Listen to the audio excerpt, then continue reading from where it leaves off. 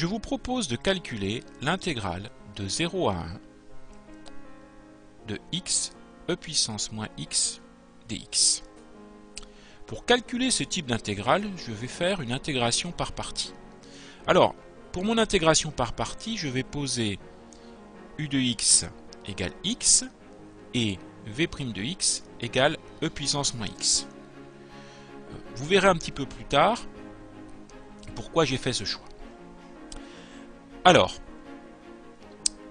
j'ai donc u de x qui est égal à x, donc la dérivée dont je vais avoir besoin dans ma formule d'intégration par partie, c'est égal à 1. v' de x est donc égal à e puissance moins x.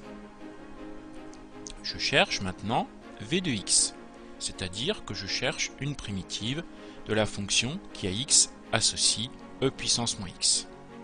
Alors de manière générale, lorsque je cherche une primitive d'une fonction du type x associe e puissance à x, avec a non nul, eh bien je peux prendre pour primitive la fonction qui à x associe e puissance à x sur a.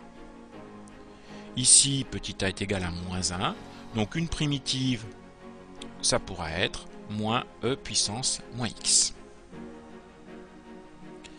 Maintenant, j'ai mes fonctions u et v, la fonction u qui à x associe x, et la fonction v qui à x associe moins e puissance moins x. Ces deux fonctions u et v sont bien définies sur 0,1. Elles sont dérivables sur 0,1, elles sont continues sur 0,1, et leur dérivée, que j'ai ici, u' qui est la fonction constante 1, et v' qui est la fonction qui à x associe e puissance moins x, sont également continues sur 0,1. Donc je suis dans les conditions d'application de la formule d'intégration par partie.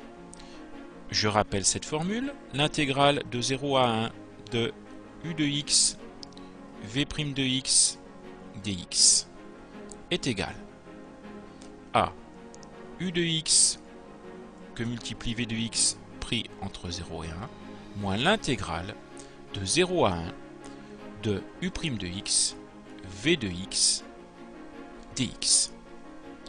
Je remplace.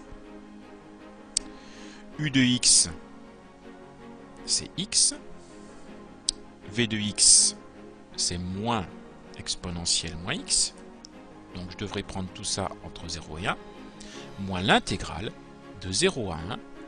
U' de x, c'est 1 qui va être en facteur, donc c'est pas la peine de l'écrire. Que multiplie v de x, c'est-à-dire moins e puissance moins x dx. Je continue.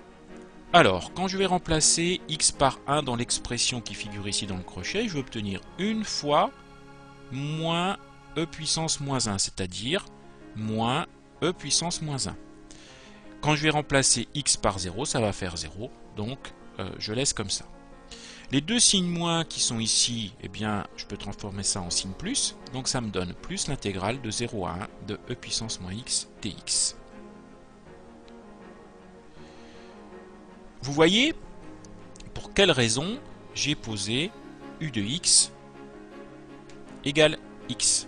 Parce que comme sa dérivée était égale à 1, eh bien, quand j'applique la formule d'intégration par partie, ça fait disparaître le x. Et je me retrouve avec une intégrale que je peux cette fois-ci directement calculer. Donc c'est la raison pour laquelle j'ai fait ce choix de poser u de x égale x au départ pour faire mon intégration par partie. Je continue maintenant mon calcul. Donc, e puissance moins 1, je peux l'écrire sous la forme moins 1 sur e. Une primitive de e puissance moins x, j'ai vu tout à l'heure que c'était moins e puissance moins x, donc que je devrais prendre entre 0 et 1. Le moins 1 sur e, pour l'instant, ne bouge pas. Donc je remplace dans cette expression x par 1, ça va me donner moins e puissance moins 1. Moins, je remplace dans cette expression x par 0, donc ça va me faire e puissance 0, c'est-à-dire moins 1. Je termine le calcul. Alors, j'ai moins 1 sur e, moins 1 sur E, plus 1. Moins 1 sur E, moins 1 sur E, ça fait moins 2 sur E. Donc je peux écrire le résultat final sous la forme 1 moins 2 sur E.